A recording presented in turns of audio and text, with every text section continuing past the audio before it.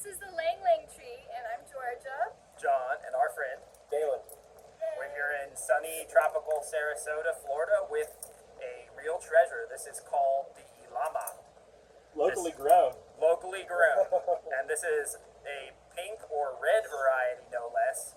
And this is a hot item that is very hard to come by. A lot of people are after, and that we have waited a few years to try a perfectly ripened specimen of. So we're very excited to be able to give you guys our honest review of the fruit. We're growing this very tree thanks to Daland, because he grafted it out for us. Yep, trying to get it out there. Daland is a graft wizard, and he's the origin of this variety, which we have grafted trees, and we'll be making grafted trees available as soon as we can. So we'll be able to tell you about exactly the fruit that you can get from this genetic. It'll taste just like this. All right, so let's try I'll just separate it first, and we'll see what the pulp looks like inside. And then I'll do another cut. So the fruits, when they're ready, split open naturally like this. This is how you know it's ready. And they ripen naturally in their native range of southern Mexico through El Salvador during the rainy season, which causes the fruits to imbibe water and split. After the fruits have been picked, the fruits sometimes will desiccate when they're at the market, and they'll close back up along these lines that they split. But then, that's how you know they're ready. So we'll check this out. Wow. Look at that color. Wow. Yeah, they're pretty fried. So this is definitely this one has both. Wow, this one Go is up and almost show the camera red what the and difference. pink. And if I can get in here in the sun, which is tricky. Yeah, you get that this This is a nice slice good here. color right on the inside of the rind. You got a nice deep fuchsia color with pockets of white. This one is kind of almost a mixed berries and cream kind of deal. Now, I've seen pictures of ones that have a solid color to them, but this one looks almost like it's a little bit of a mix master. So Color does, I think, even vary too from fruit to fruit. I see a little bit of on this one tree? variation. Yeah. Oh, okay, interesting. And it's self-pollinating. Sometimes most it's a little likely. bit lighter. Yeah, it has to be. Has to be. If there's another one in the neighborhood, I would be shocked. So there we go. You take that one, and then there's one, and then I'm gonna cut this one in half here. And thank you, sir. So Yes, okay, Thank you so much for sharing. yeah, Daland is the Yeah. reason this is all happening, and we've. I just want to get it out there. I mean, it's like I see people growing this fruit, and it's got a lot of hype, but It does. I don't know too many people that have actually tried it. Right. So, And there have been very little, if any, or many fruit tasting videos being made in the United States, especially from, fruit that are grown locally. So interesting here, I'm seeing this very deep fuchsia red color on the inside of the skin. and I didn't refrigerate it. They are really good refrigerated, but I was trying to preserve the seeds. Wow, for I'm y'all, surprised how and- much it tastes like soursop. Yeah, it's like There's a soursop thing going on under the skin right there. I expected this to be more like reticulata, but I'm tasting. It's a cross between it though. It's got the reticulata. It is. It's like a reticulata and a Custard soursop apple. at the same time. It's like a San Pablo and a soursop. On this outer rind, I'm trying the deep red. A yogurty custard apple. It's light. Like it's a little airy. It's fluffy or something. Like Yes. sometimes the edge can actually be even more denser and pastier, like a reticulata.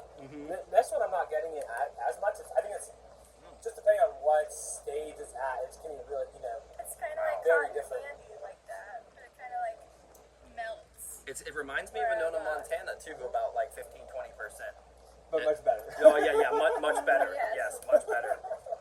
But it's like then. All those there's different tropical notes in it, like Yeah, Montana. like a little pineapple, like that has a little pineapple-ness or something like this. Yeah. Yeah.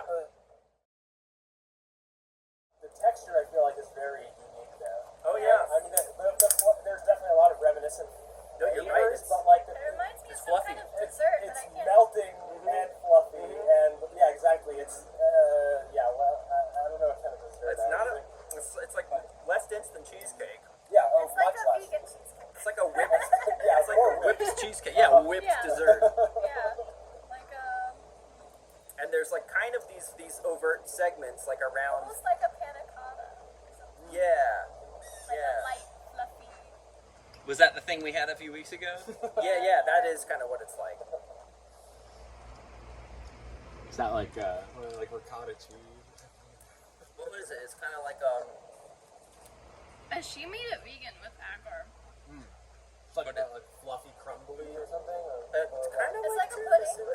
It's like a bread pudding a little bit.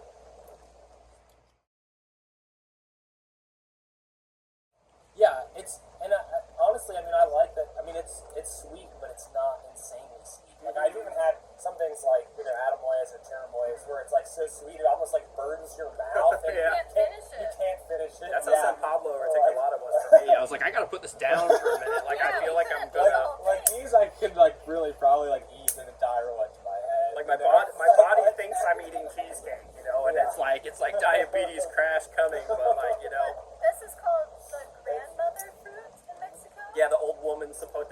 Yeah, I don't know why. I've heard that. That's why Ilama zapote or Ilama zapoto, however you say it, in the Nahuatl I language. mean, I can imagine grandmothers would love this. I mean, if your grandma gives you this, wow. Like, I'm gonna try to do this without dropping it, but like, just look at that.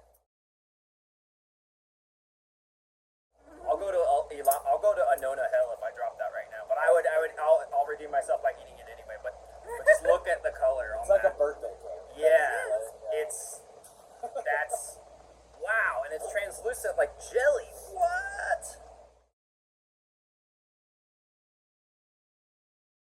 So thank you for sharing, Yeah. And thanks for tuning in. That was definitely like the supreme bite that I've had. Get The grand finale. yourself an Ilama tree and start growing it because it's really cool. Hopefully soon we can be propagating this very tree, and you could grow one with this same exact fruit. You know that you can get this exact experience. And what are the growing requirements, the grow zone. They can probably take about 32, maybe a little bit less with wind. I mean, I've seen them. There's a tree here in the neighborhood, and I mean, it's come down to 30 degrees in this neighborhood for It's sure in the colder past here. years. And You're colder here than where we are, even I think. Yeah, I think so. Well, I you're mean, so close to the water right we're here. close to, but this is a little more inland from here. But I mean, even here, I think we might get a little bit cooler temperatures because you're surrounded by water. Yeah. And so we're like, yeah, I don't know. I mean, I've seen stuff die. Like, I mean, there was mangoes that were taking hits around here, like established trees. A few Different years ago. varieties. I don't know if there was. We had you were, some too, like yeah. 3-4 years ago. Some get hit, some don't. I don't know But the why. Ilama honestly didn't really flinch. Like I've seen other things that I thought, like the canistel that's right next to it, took severe damage. Wow. Severe damage, and this is like a 30-foot tall canistel. Okay, so This is the Ilama. I mean, like now it's kind of dormant in the winter, so I think that probably helps it. The energy is like kind of down inside. Like it might have a little bit of dieback in the spring, but it conserves its energy and it's not getting that leaf damage and sucking up its vitality by repairing itself. And yeah. I mean, I think it honestly. it's like a highland species kind of even. I want to say that I think it's a little more cold tolerant than something like a sugar apple for Wow. sure.